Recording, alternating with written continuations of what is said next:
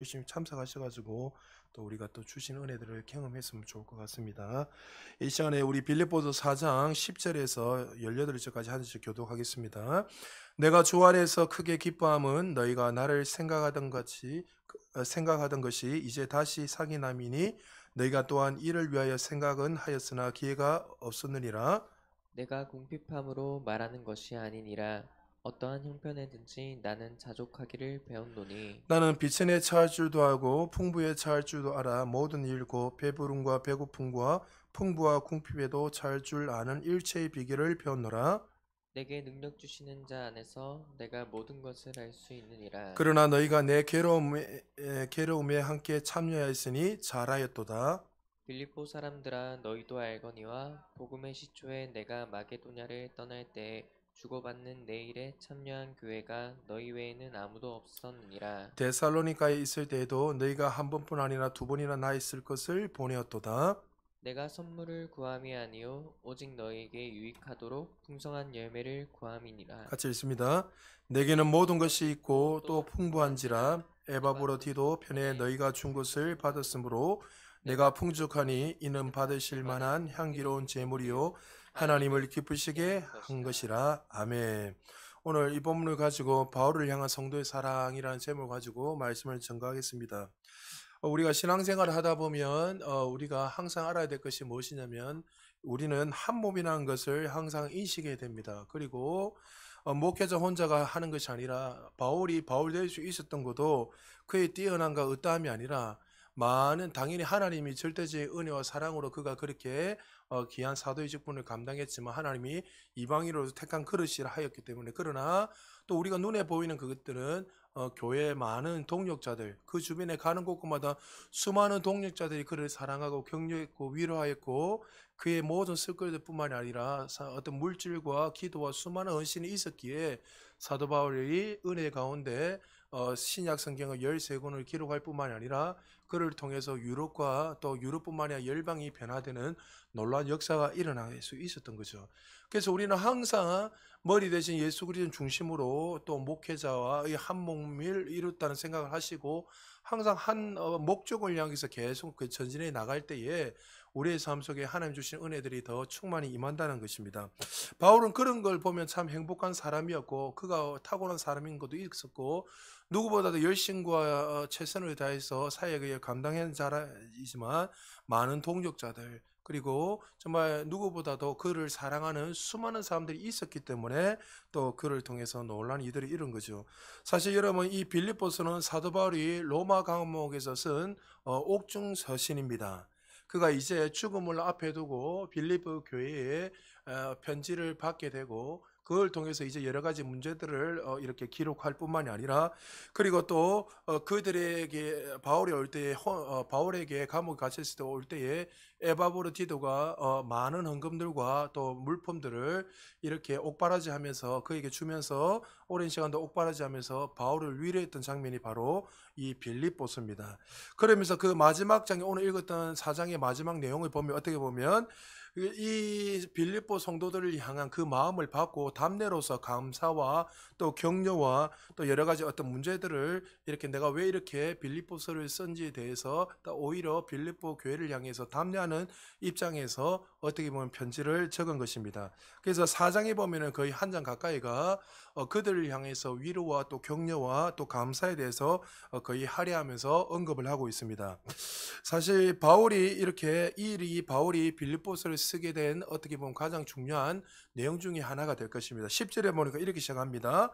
내가 주 안에서 크게 기뻐함은 너희가 나를 생각하던 것이 이제 다시 상이 나매니 너희가 또한 이를 위하여 생각은 하였으나 기회가 없었느니라. 내가 주 안에서 크게 기뻐했다라고 먼저 표현합니다. 크게 기뻐했다는 표현은 성경에서 딱 한 번 이 구절에서 딱 한 번 나오는 내용입니다. 크게 기뻐했다. 크게라는 말은 영어로 이러면 great 해가지고 되어 있지만 원문에 보면은 메칼로스 돼 있는데 이 메칼로스를 쉽게 해석하면 다이나마이트 다시 말해서 이 다이나마이트 폭발해도 벙 터지는 것처럼 폭발력이 어마어마하게 가진 능력. 그러니까 바울이 지금 그들 때문에 내 안에서 기뻐했다는 거죠. 주 안에서 기뻐했지만 뭐 때문에 기뻐했을까요? 단순히 뭐 물질을 주고 헌금을 많이 보내고 또 물품을 많이 보냈기 때문에 기뻐했을까요? 그것도 기뻐할 수 있었겠죠. 그러나 지금 바울이 감옥에 갇혀 있는데도 불구하고 헌금과 선물도 기뻐했지만 그들의 헌신과 그들의 변함없는 사랑을 통해서 그가 위로를 받고 힘을 얻고 다시 한번 회복되는 것 인해서 그 바울은 누구보다도 기뻐했다는 것을 이걸 통해서 설명하고 있다는 거죠. 그러면서 바울은 이어서 내가 생각은 하였으나 기회가 없었다 이렇게 말합니다. 이 의미를 하려면 사실 여러분들 이 빌립보 교회가 어떻게 탄생했는지 여러 번 이야기했지만 이 사실을 알아야 이 본문이 왜 이렇게 설명하고 있는지 이해할 수 있습니다. 빌립보 교회가 설립된 배경은 사실 하나님의 전적인 은혜로 된 거죠. 바울이 계속 아시아로 복음을 전하고 북쪽으로 계속 복음을 전할 때마다 놀라운 부흥의 역사가 일어났고 또 하나님이 또 이 뜻이 아니면 역사가 안 일어나야 되는데 복음에는 능력이 있다고 전하는 곳곳마다 아시아에 더 놀라운 복음의 역사가 일어나니까 하나님이 나를 통해서 이렇게 유대인들과 아시아 중심으로 이렇게 놀라운 부흥의 역사를 일으킨다는 것하고 기뻐하고 감사하는데 하나님께서 초자연적 역사로 환상을 보여주셔서 빨리 마게도냐로 이렇게 가라고 합니다. 그리고 나서 바울이 그 말에 순종해서 마게도냐에 도착이 됩니다. 도착해서 제일 큰 성에서 있는데 거기에서 제일 큰 성이라는 의미를 했죠. 빌립보 성이 그 수많은 성들 중에서 가장 큰 성이었는데 빌립보 지역에 도착하게 되었습니다. 그래서 거기에서 이제 복음을 전하는데 뭐 감옥에 갇힌 걸 일단 빼놓고 복음을 전하면서 이래저래 하다가 쉽게 말해서 해당이 없는 거예요. 유대인들에게는 10명, 남자 10명만 있으면 반드시 어디를 가든 해당을 지어서 해당 중심으로 항상 예배를 드리고 말씀을 읽고 그렇게 기도를 하며 했는데 해당이 없다는 것은 유대인이 10명이 없다는 것이고 빌립보 지역은 거의 이제 복음의 불모지였다는 것을 우리가 잘 알게 됩니다. 그렇게 다니다가 하루는 기도 처소를 돌아다니다가 아시아에서 온 한 여인을 발견하게 되는데 루디아라는 이 한 여인을 만나게 됩니다. 그리고 나서 그에게 복음을 전해서 그가 복음을 받아들이게 되었고 그 루디아 집의 중심을 통해서 이제 많은 기부인들이 오게 되었고 많은 사람들이 이렇게 한 명 한 명씩 복음을 듣고 이제 루디아 이 집 중심으로 결론은 이제 빌립보 교회가 세워지게 됩니다. 그리고 나서 이 바울은 복음을 계속 전하고 있는데 수많은 고난과 어려움이 있었습니다. 어려움 당해서 그가 빌립보 지역에 더 있을 수 없는 상황이 돼서 그가 그 지역에서 한 10km 떨어져 있는 데살로니가 지역으로 급하게 도망가게 됩니다. 피하게 되는 거죠. 쉽게 말해서. 그러니까 바울의 모든 삶을 보면요. 자기 어떻게 보면 인위적으로 가려는 것이 아니라 어떨 때는 끌려가고 도망가고 그런 삶이 많이 있습니다. 그래서 데살로니가 지역에서 또 복음을 전하는데 거기에서 또 수많은 소유가 일어나니까 베레아 지역으로 피난가게 되었고 그곳에서 또 복음을 전하다 핍박을 받고 아덴으로 또 떠나게 되고 아덴에서 또 복음을 전하다가 급하게 또 이렇게 여러분이 잘 아는 그 황제가 이렇게 모든 그리스도인을 다 쫓아내므로 말미암아 자연스럽게 수많은 사람들이 고린도 지역에 모이게 되잖아요. 그도 아덴에서 복음을 전하다가 핍박을 받고 자연스럽게 고린도 지역으로 성도들이 어디 있는가도 모르고 도망가게 됐습니다. 그래서 이 고린도 지역에서 나중에 에베소로 넘어가게 되고 나중에 에베소에서 또 복음을 전하다가 이제는 여러분 3차 전도여행 다 마치고 마지막에는 이제 로마 감옥에 이렇게 갇히게 되는 포로가 되는 포로가 아니죠. 제수의 신분을 가지게 되는 그런 자가 됩니다. 참 놀라운 것은 바울이 가는 곳곳마다 교회를 세우게 되었고 수많은 어떤 동력자들은 수많은 어떤 제자들을 양육하는 그런 일이 많이 일어났습니다. 그러나 그가 가는 곳곳마다 동일한 것은 자기가 어떻게 가고 싶어 간 것도 있었겠지만 대다수가 도망가고 피가고 고난을 받고 핍박을 받아서 이렇게 떠밀린 것처럼 이렇게 가게 됐습니다. 근데 여러분 왜 제가 이 이야기를 하냐면 빌립보 교회가 처음으로 자기가 와서 이 유럽에 세웠던 교회였는데 시간이 지나면 지날수록 어떤 일이 일어나죠? 빌립보 교회 성도님들은 바울이 어디 있는지를 자꾸 잊어버리는 거예요. 바울을 동력하고 섬기고 첫 번째 교회에서 섬기고 계속 후원하고 이렇게 하기를 원했는데 바울이 지금 예를 들어서 아덴에 있다고 하면은 사람들을 보내버리면 바울이 또 어디로 딴 데 가버린 거예요. 고린도 지역이 있다면 또 가보니까 또 고린도 지역이 딴 데 가버리고, 물품과 헌금을 준비해가지고 바울을 계속 끊임없이 기도하고 또 물질로서 또 헌금으로서 그를 끊임없이 동력하며 섬기려 하는데, 어디 있다면 또 딴 데로 가버리고, 그런 일들이 반복적으로 계속 일어나다가 이제 최종적으로 어디 있다는 소식을 듣냐면 로마 감옥에 있다는 그 소식을 듣게 됩니다. 그래서 그게 신실한 에바브로디도 그 당시에는 그 빌립보 지역의 리더였습니다. 그 평신도 리더였는데, 이 리더를 이 물품과 또 이 헌금을 보내려니까 믿을 수 있는 사람을 보내야 된다 싶어서 가장 신실했던 에바브로디도를 이게 물건과 또 수많은 헌금을 해서 먼 거리였기 때문에 그 보내게 됩니다. 근데 여러분, 우리가 1장에서 공부했지만 에바브로디도가 오랜 시간 동안 여행을 하다가 로마에 도착하자마자 죽을 병이 걸리게 됐습니다. 그래서 더 놀라운 거는 에바브로디도도 보내놨는데 소식이 끊어져 버린 거예요. 빌립보 교회 성도님들이 마음이 얼마나 힘들겠습니까? 근데 이런 상황 속에서 여러분, 배경을 여러분 한번 인식을 하고 10절을 제가 다시 한번 읽어드릴게요. 내가 주 안에서 크게 기뻐하면 너희가 나를 생각하던 것이 이제 다시 사기남이니 너희가 또한 이를 위하여 생각을 하였으나 기회가 없었다. 이 내용인 거 이해되십니까? 수많은 시간 동안 빌립보 교회를 처음으로 지어놨고, 바울은 어떻게 보면 유럽의 첫 교회였지 않습니까? 그런데 그 성도들도 끊임없이 사랑을 받고 은혜를 받고, 정말 이 어떻게 보면 목회자였던 그 담임 목사였던 그 바울을 파송시켜놓고 끊임없이 후원하고 섬기고 도와주려 했지만, 가는 곳곳마다 소식이 끊기고 이런 일들이 반복적으로 일어난 것을 바울이 알고 있다고 지금 이야기하는 거예요. 그래서 그들이 끊임없이 바울을 섬기기 위해서 사람을 보고 찾고 찾아서 헌금 물품을 끊임없이 공부한 그것 때문에 바울은 너무나 기뻐하고 감사했다는 거예요. 단순히 물질 때문에 감사한 게 아니라 헌금 때문에, 헌금도 감사하고 섬기는 감사하지만 너희들의 그 마음, 하나님을 향한, 나를 향한 그 마음을 알고, 그는 정말 다이나마이트 같이 폭발할 것처럼 나는 지금 언제 죽을 수 없는, 알 수 없는 그런 상황이 있지만 오히려 너희들의 그 마음과 그 생각을 하는 마음을 보니까 너무나 기쁘고 즐겁다는 것을 10절에서 말씀하고 있는 거예요. 14절에 그들을 향해서 또 이렇게 말합니다. 우리 14절 우리 같이 한번 읽어보겠습니다. 시작. 그러나 너희가 내 괴로움에 함께 참여하였으니 잘하였도다. 자, 너희가 내 괴로움에 함께 동참했다, 이렇게 칭찬하고 있습니다. 바울이 빌립보 교회를 떠난 지 오래되었지만 그들은 흔들리지 않고 바울이 전한 복음을 잘 받아들일 뿐만 아니라 여전히 그 여러 가지 다툼과 어려움도 있었지만 그들은 복음을 위해서 끊임없이 살아가며, 그 당시를 예수를 믿는 것 그 자체, 복음은 그걸 전하는 자체가 고난이요 죽음과 질게 되는 시대였습니다. 그럼에도 불구하고 그들은 어떻게 해요? 정말 바울을 통해서 들었던 이 복음을 변함없이 그들은 어떻게 해요? 고난을 받으면서도 그 고난을 기뻐하고 동참하면서 살았던 것을, 바울은 그것을 듣고 너희들 그 괴로움에 참여한 거, 이 동참한 걸 대해서 기뻐한다고, 잘한다고 말씀하고 있습니다.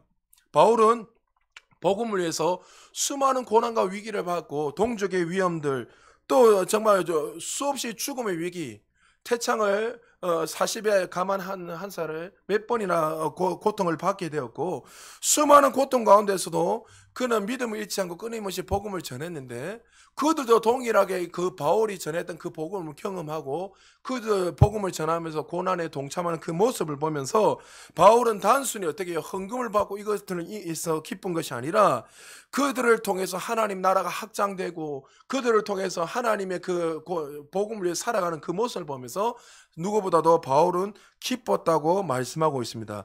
우리가 여기에서 한 가지 좀 인식하고 알아야 될 것이 뭐냐면, 성경에서 구제나 헌금이나 이 단어가 나올 때마다 항상 따라 나오는 단어가 있습니다.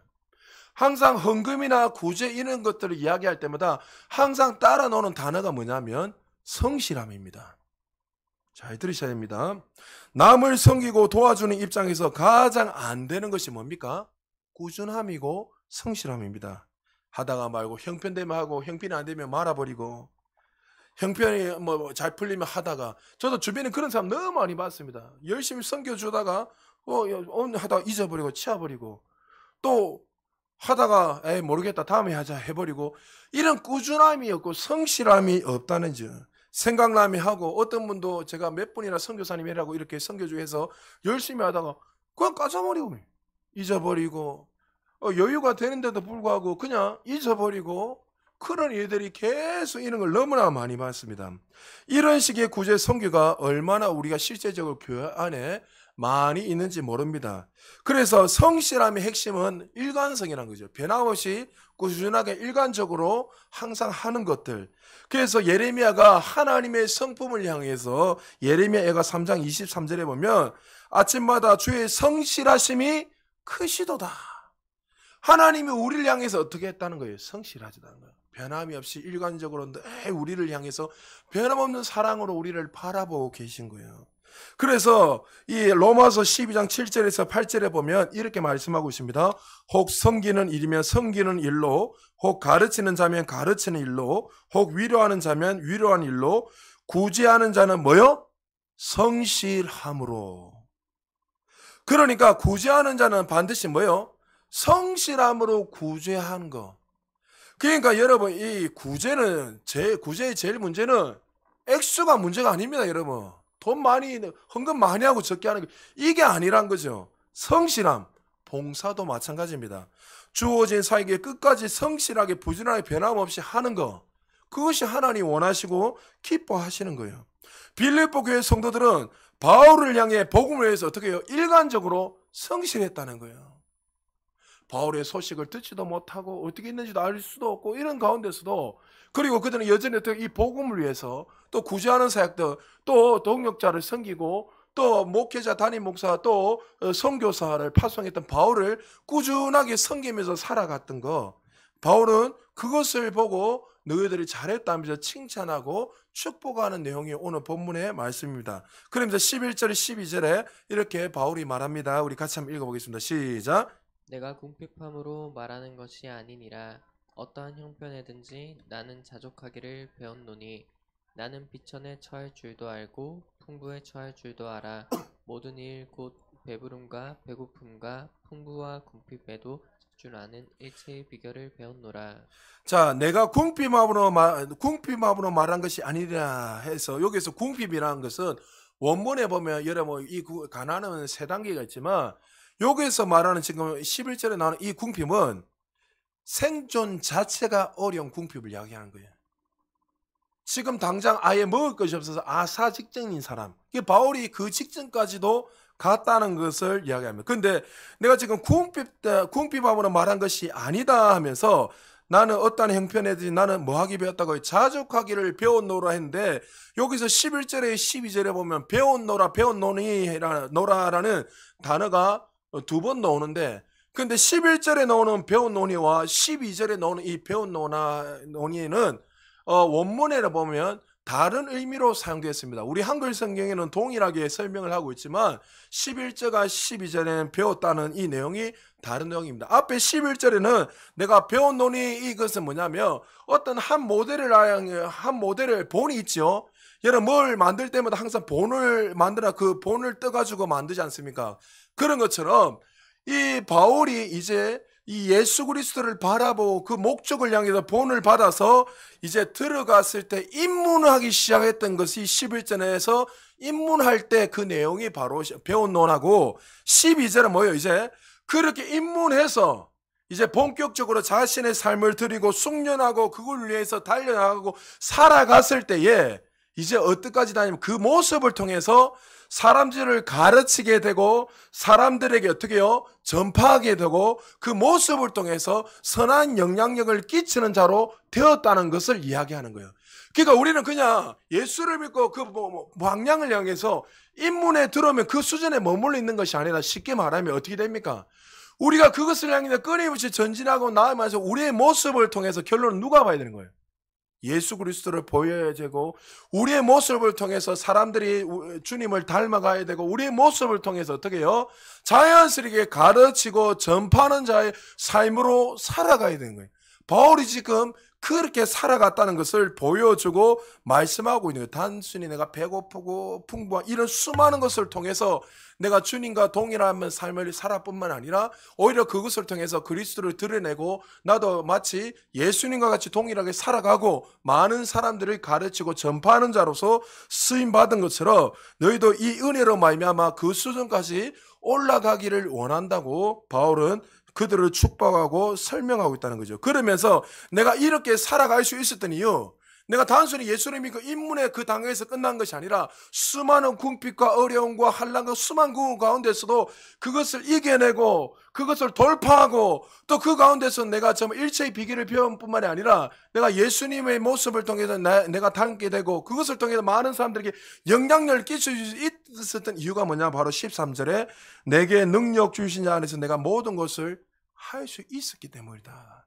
근데 이걸 가지고 자꾸만 우리는 단순하게 그래 어떤 상황 속에 그래 내가 능력만 있으면 할 수 있어 이 말을 하는 것이 아닙니다. 바울이 지금 13절을 말한 것은 어디서 이야기하고 있습니까? 감옥에서 이야기한 거예요. 감옥에서. 내 잘 될 때 뭐 그냥 예수님과 상관없이 살아가다가 고난받고 있다가 복음을 위한 것도 아니고 그래 살다가 내가 그래 내 능력 주시면 할 수 있지 이 내용이 아니라 그가 복음을 위해서 살아갈 때 궁핍에 처해보기도 하고 수많은 고난과 죽음의 위기까지 가보았는데 내가 그것을 다 이겨내고 감당하더란 것입니다. 왜요? 내게 능력 주시는 안에서 내가 어떻게 해요?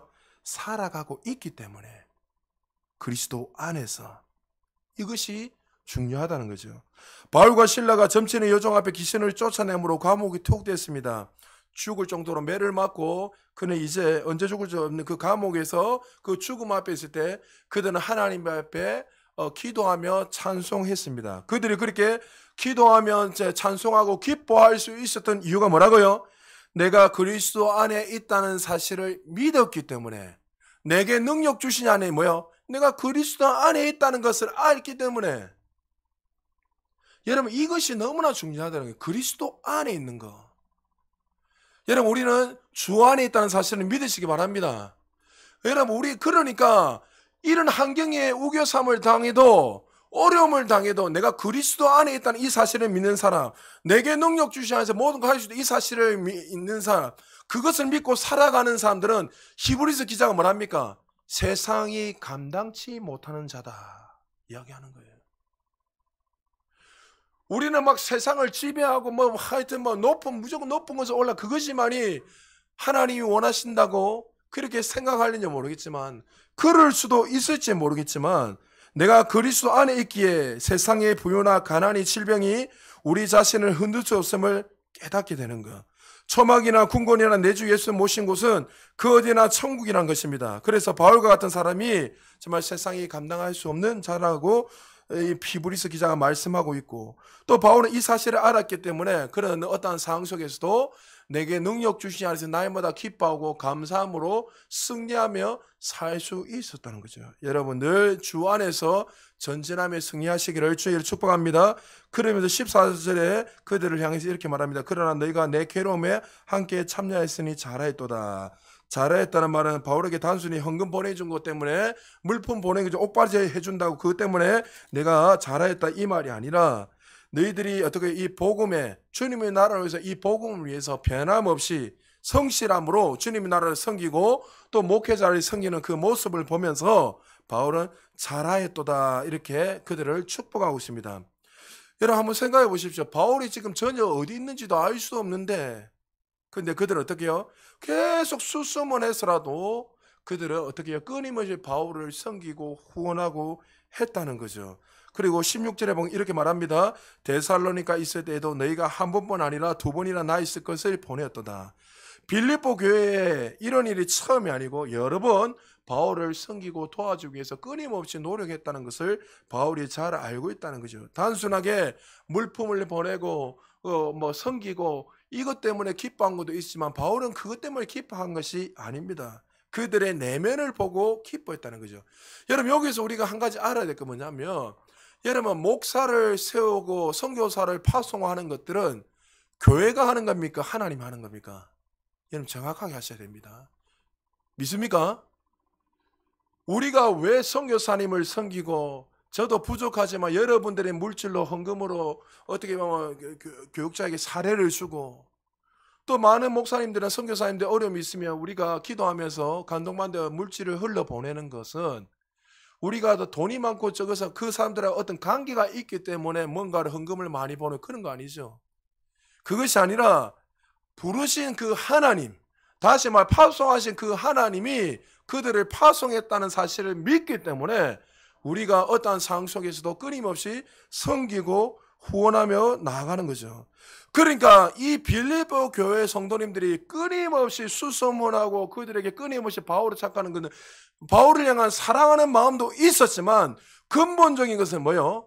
하나님이 그를 통해서 파송하셨기에 우리는 어떻게 해요? 그 일에 끝까지 동참해야 된다는 그 자세와 태도가 있었다는 거죠.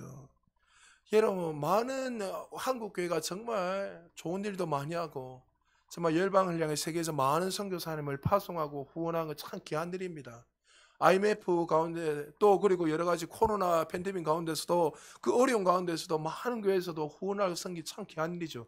그러나 그 중에 그런 분들이 있단 말이죠. 우리 교회에서 파송했으니까 가불관계처럼 마치 권력자처럼 내 말에 복종해라. 내 말 안 들으면 안 돼. 그래서 그 파송했던 교회가 이제 그 파송 지역을 가보게 되면 담임 목사한테 파송한 교회를 조금 잘못했다고 해서 선교비를 끊어버리고, 이거 자체가 어떤 거라고요? 하나님 기뻐하지 않는 거라는 거죠. 교회가 파송한 것이 아니라 어떤 누군가, 어떤 목사, 어떤 성도가 파송한 게 아니라 누구요? 하나님이 우리에게 그 은혜를 주셔서 하나님이 주도적으로 하신 것이지, 우리는 그 말에 순종해서 그렇게 물질을 흘려보내고 파송하는 것이지 우리가 하는 것이 아니란 거죠. 사도행전 13장의 말을 잘 기억하십시오. 여러분, 사도행전 13장에 보면 이방 땅에 안디옥 교회에 5명의 리더가 있었지요. 다 다르고 성향이 다른데 그 당시에 리더 중에 리더 대표가 누구였습니까? 바나바였습니다. 그리고 사울은 아직 개종을 하고 회심했다는 거 들었지만 사람들이 아직 여전히 믿지 않았어요. 의심의 눈초리로 저거 마음이 바뀔 수도 있다, 이런 마음을 가지고 유심히 멋지게 쳐다보고 있었어요. 근데 13장에 보면은 어떤 일이 일어나냐면, 제가 읽어드릴게요. 13장 2절에 4절까지 보면, 주를 섬겨 금식할 때에 성령이 이르시되 내가 불러 시키는 일을 위하여 바나바와 사울을 따로 세우라시니 이에 금식하며 기도하고 두 사람에게 안수하여 보내니라. 두 사람이 성령의 보내심을 받아 실루기아에 내려가서 거기서 배를 타고 구보르에 가서, 우리는 사도행전 공부에서 잘 알잖아요. 그러니까 누가요? 안디옥 교회는 이방교회 최초로 세워진 교회가 안디옥 교회 아닙니까? 그런데 전혀 할 마음도 없었고 파송할 마음도 없었고 큰 교회도 아니니까.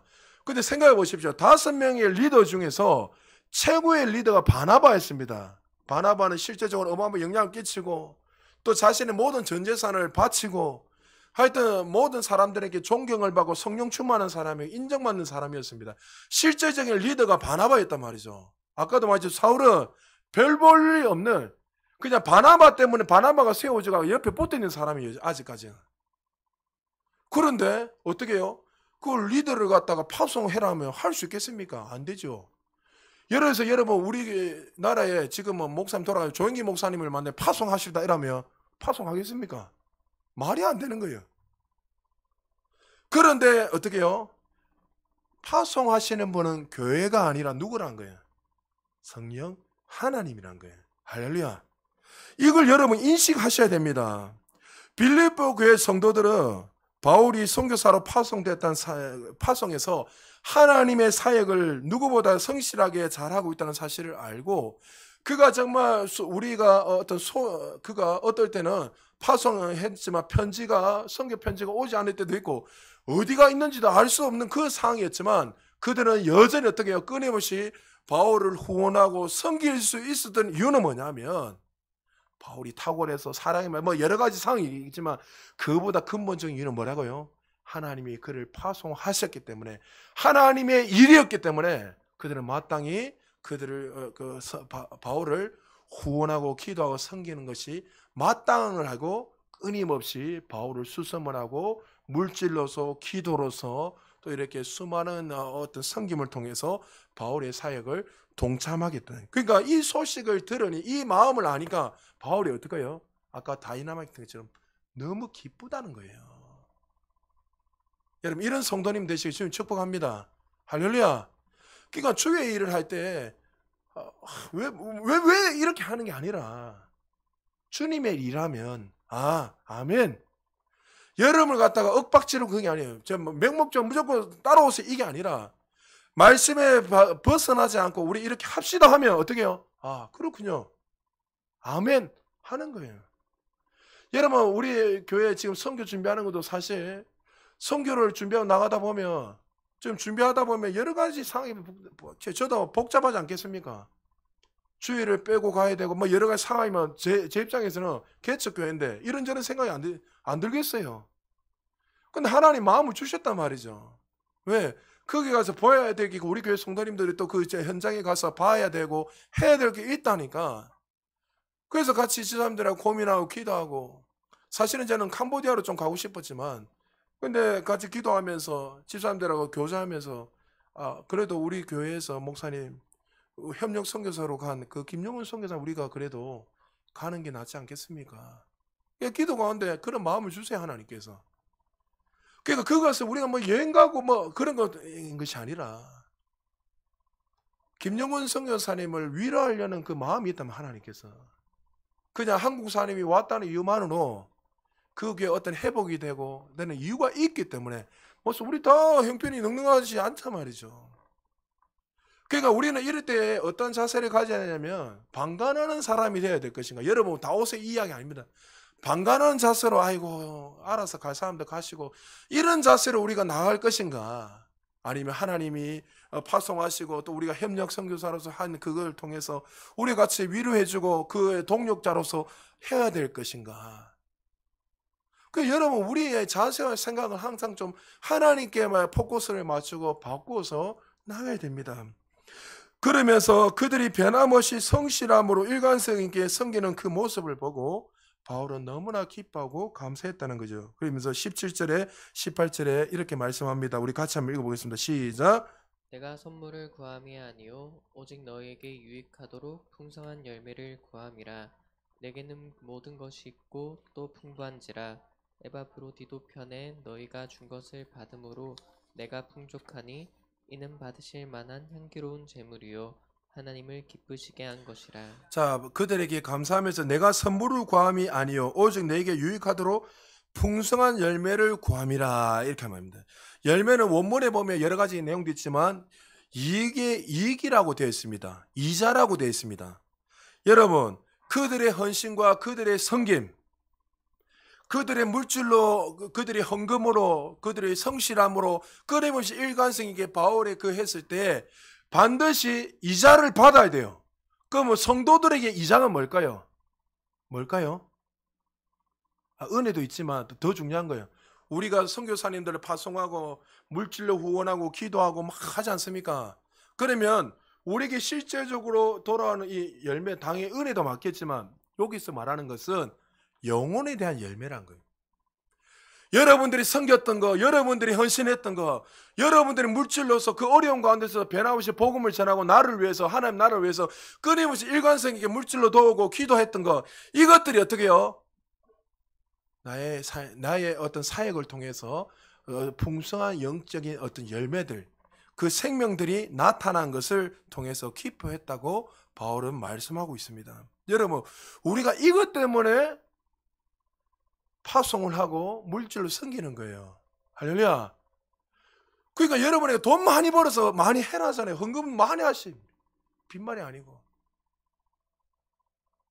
토시 선교사님 몇십만 명요? 30만 명 넘게 물세를 줬대잖아요. 30만 명요. 제가 어저께 시찬에 가서 이런저런 목사님들 이야기하다가 그 이야기했어요. 저희 교회 같이 기도하고 섬기는 그 토시라는 그 선교사님.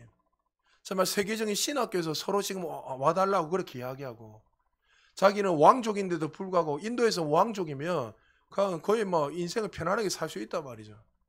그런데도 불구하고 그런 삶을 다 버리고 그 정말 그 어려운 곳에 그 가서 끊임없이 복음을 전하면서 30만 명이 넘는 그런 수많은 자들을 구원하고 돌이키는 놀라운 역사가 일어났다니까. 사람들이 다 놀래요, 목사님들이. 30만 명요. 여러분, 어떤 분은요, 중국에서 100만 명, 200만 명, 이슬람, 모슬렘, 이슬람 이런 데서는요, 지금 어마어마하게 붕이 일어나요. 아프리카 지금요, 어마어마하게 붕이 일어납니다. 여러분, 아프리카 사람들이요, 제가 여러분들 리더들이나 이렇게 만나봤잖아요. 그분들은요, 먹는 것만 책임지면요, 목숨 걸고 하루 종일 기도합니다. 그들이 헌금의 바구니가 왜 우리처럼 이렇게 깊지 않고 이렇게 바구니처럼 넓게 된 줄 아십니까? 이렇게 크게. 1달러가 없어가지고 헌금 넣으면서 돈을 훔쳐간답니다, 실제로. 1,000원을 훔쳐가고, 10,000원을 훔쳐가고. 그러니까 이렇게 넓은 받침대처럼 바구니가 이렇게 넓게 되어 있어요. 그러니까 그 볼을 딱 올리면 다 보이기 때문에 손을 못 대는 거예요. 근데 그 사람들 리더도 만나보니까, 우리끼리 막 보다 보니까 하루에 16시간씩, 7시간 기도 막 이런다는 거예요. 그래가지고, 어떻게 저 매일 그래 저래 살까 하니까, 그 교회에서 먹여주고 재워주니까, 그냥 목숨 걸고 그래 산다는 거예요. 그래서 제가 한편으로는 참 너무 부끄러워가지고, 우리는 이렇게 참 많은 은혜를 받고 살아가는데, 그들은 1달러만 줘도 그 1달러 때문에 감사해서 목숨 걸고 하나님 영광이 살아가는데, 그러니까 지금 우리 너무 풍요한 가운데서, 풍부한 가운데서 오히려 우리 영적으로 빈곤해진 상태가 되고 있지 않는지. 그래서 바울은 어떻게 해요? 너희들이 그렇게 섬겼던 것, 이 모든 것들이 이자가 말 그대로 너희들은 기도를 통해서 어떻게 해요? 수많은 영혼들이 세워지고 복음이 전파되는 걸 인하여서 기뻐할 것에 대해서 설명하고 말씀하고 있습니다. 그래서 우리는 여러분들이 드리는 헌금들, 선교 헌금들, 이거는 절대 헛되지 않습니다. 우리가 1,000원을 하다, 그래서 아이들 보고도 어릴 때부터 1,000원 해라, 2,000원 해라 하는 이유가, 그들은 아무 생각 없이 하는지 모르죠. 그 물질이 흘러서 한 사람을 세우고 그 한 사람이 통해서 1,000을 이루고 10,000을 이루고, 130년 전에 저 흑암의 이 조선 땅에 정말 망나니만 산다고 그렇게 선교 보고하면은 짐승들이 상투 틀어가지고 얼굴 실컷하다니까, 이 외국 사람들이 그 선교사님들이 적어놓은 거 보면요, 짐승들이랬습니다. 짐승들이 지나가고 살아간다고. 그러니까 외국 사람들이 우리 한국을 볼 땐 그렇게 봤단 말이죠. 130년, 40년 전에. 그런데 어떻게 해요? 그들이 끊임없이 복음을 전하 교회를 세우고 병원을 세우고 학교를 세우고, 그래서 그들에게 끊임없는 물질과 헌신을 통해서 이렇게 우리나라가 정말 복을 많이 받고 은혜를 받고 살게 된 것이죠. 여러분, 여러분들이 이 헌금들이 절대로 헛되지 않다는 것을 기억하시고, 이 헌금을 통해서 많은 영혼들 세우고, 그러면서 바울이 마지막 절 뭐냐면, 내게는 모든 것이 있고 또 풍부한지라 에바버리 디도 편에 너희가 준 것을 받았으므로 내가 풍족한 이는 받으시마나 향기로운 재물이요 하나님을 기쁘시게 한 것이라. 그래서 에바브로 디도에게 이제 요게 원문에 보면 뭐라 되어 있냐면 영수증을 써서 줬다 이래 되어 있습니다. 그러니까 에바브리가 그냥 왔다가 그냥 거짓말하면 되잖아요. 땡땡이 돈을 감추면 안 되잖아요. 그러니까 바울이 친필을 쓰면서 뭐라고 했냐면, 에바브리를 통해서 내가 물질뿐만 아니라 헌금도 잘 받았다면서 영수증을 써서 그들이, 그러니까 이 말은 뭐예요? 교회 돈은 투명하게 써야 된다, 그 이야기인 거예요. 교회 돈은 인간의 어떤 방법으로 막 이런 것이 아니라 투명하게 사용돼야 되고, 정말 복음을 위해서, 주님의 나라를 위해서 쓰임 받아야 될 것을 애둘러서 설명하고 있습니다. 그러면서 어떻게 해요? 내가 이걸 통해서 너희들의 헌신과 이 섬김을 통해서 너무나 기쁘고 감사하다면서 그들에게 편지를 보냈습니다. 사랑하는 여러분, 저는 이 말씀을 준비하면서 어떤 생각을 했냐면, 저도 참 행복한 목회자다 이렇게 생각했습니다. 그리고 여러분도 행복한 성도가 되기를 바랍니다. 예. 제 착각입니까? 아니지요? 예. 왜냐하면 저도 그렇고 여러분들 그렇고 정말 우리가 주 안에서 서로가 서로 동력하면서 서로 기쁨으로 감사함으로 이 일들을 감당해야 돼요. 우리가 감당할 수 있겠나? 목사님 너무 오버하는 거 아닌가? 반대로 또 목사도 여러분이 자꾸만 눈치를 보면서 하나님 일을 마음껏 못한다면 교회는 아름답게 세워지는 것이 아니라 산으로 올라갈 거예요. 그래서 여러분들 이 바울과 이 성도들의 이 사랑을 보면서 저도 바울과 같은 그런 사람을 살아야 되고, 여러분들도 사실 바울을 바울되게 하는 건 당연히 하나님의 일이시지만 그렇게 돼야 되고, 여러분들도 끊임없이 어떻게 해요? 주님의 나라를 위해서 주님의 일을 위해 한다면 목숨까지도 생명을 걸면서까지 정말 일관성 있게 성실하게 그 일들을 하게 될 때 우리를 통해서 하나님의 나라가 확장될 뿐만이 아니라 수많은 교회를 세우게 되는 그런 놀라운 은혜들이 우리에게 부어질 것입니다. 여러분, 그 날을 기대하십시오. 우리 교회를 통해서 여러분 기도해 보시면 아시겠지만 수많은 교회들이 세워질 것이고, 또 수많은 선교사님이 파송될 것이고, 제2의 제3의 제4의 제5의 부산 제자교회가 끊임없이 계속 확장될 겁니다. 그러므로 여러분들의 이 섬김과 헌신이 헛되지 않다는 것을 기억하시고 날마다 함께 동력함으로 말미암아 교회를 아름답게 세워서 하나님의 기쁨이 되고, 또 목회자의 마음을 또 시원케 하고 또 하나님의 영광 위에 살아갈 수 있는 우리 모두 되시기를 주의 이름으로 축복합니다. 우리 말씀을 생각하시면서 같이 한번 기도하겠습니다. 하나님, 오늘 바울을 향한 성도들의 그 사랑과